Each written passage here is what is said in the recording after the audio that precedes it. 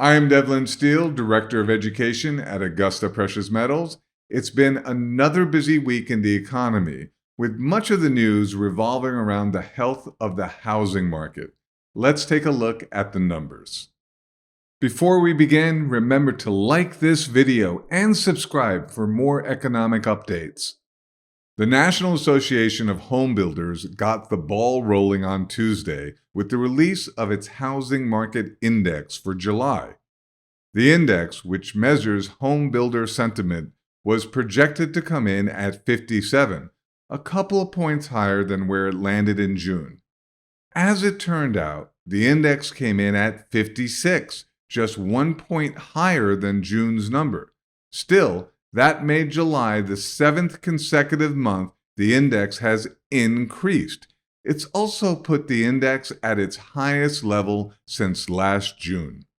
Although higher mortgage rates remain a challenge for the housing market, analysts say the shortage of available homes is driving those buyers not priced out of the market to build.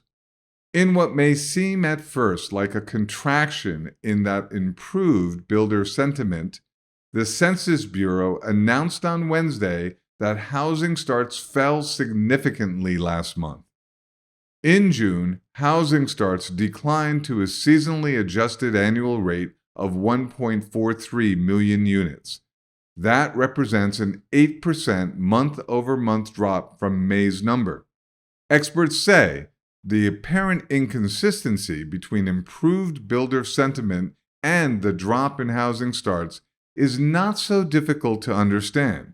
In May, housing starts surged at a whopping 16% month over month, and analysts say that builders are anxious to complete existing projects before starting new construction. Rounding out the housing data for the week was the release on Thursday of the Association of Realtors' June numbers for sales of existing homes. Sales of previously owned homes fell at a monthly pace of 3.3%, down to a seasonally adjusted annual rate of 4.16 million units. On a year-over-year basis, sales were down nearly 19% last month. Analysts say the sharply lower inventory and higher mortgage rates are conspiring to keep significant downward pressure on sales of existing homes. Finally, this week, we were treated to a broader measure of economic activity with the release on Thursday of the Conference Board's leading economic index for June. The index fell by 0.7 of a point last month to 106.1. It makes the 15th straight month of decline for the metric.